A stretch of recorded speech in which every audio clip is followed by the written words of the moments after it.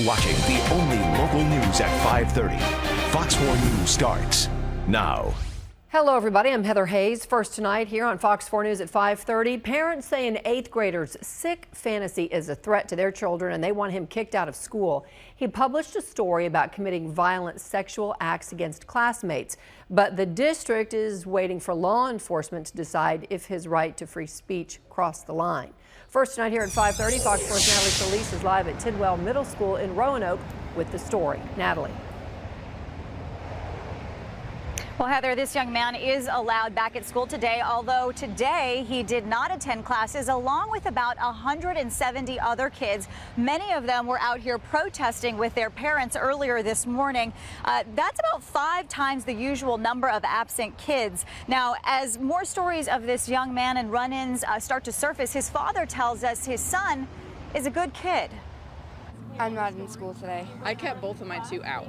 Tidwell Middle School is in session, but these kids are not, out of fear. This girl says she and the 14-year-old author, who we are not identifying by name, used to be friends. It's really scary. I don't want to see him at all. The book was written sometime last fall and posted online during a brief period while the 8th grader was sent to a private school. He re-enrolled at Tidwell in January. The book calls Tidwell students out by name and details gory school killing scenes and sex acts. In one of the few sections that's not too graphic to share, he writes, "She twists and turns, but I managed to hit her in the head, giving me an opening."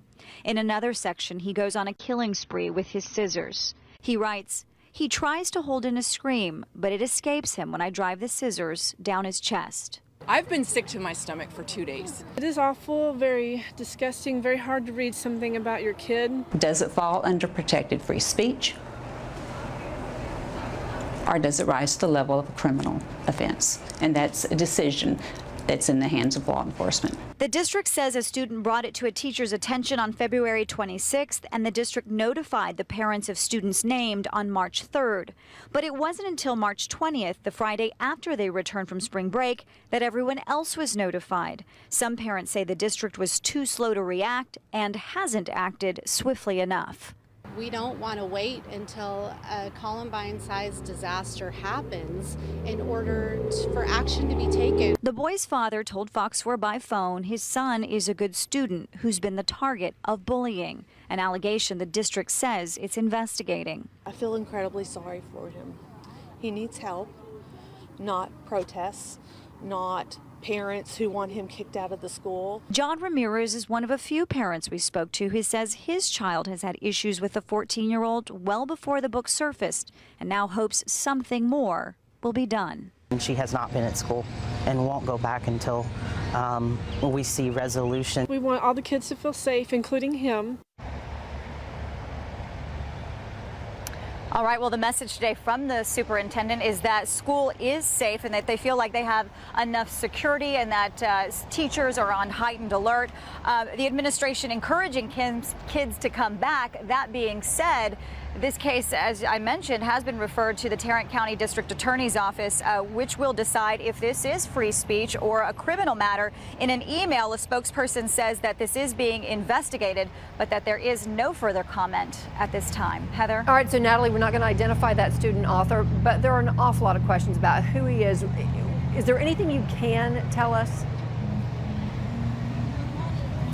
Right. Okay. So I did have a chance to speak to his father on the phone, and he said that as soon as the district notified him and his wife, they took him immediately to get a 2-week evaluation. And he says that his son is still undergoing some counseling.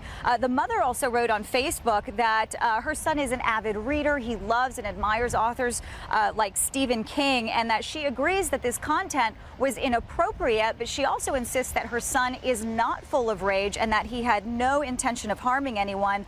The dad also says that his son has this physical disability, which has made him the target of bullying. And also records show that police have been called to this family's home on several occasions just within the last couple of years, one of them for domestic violence. Heather? All right, Natalie Solis live tonight. Thanks, Natalie.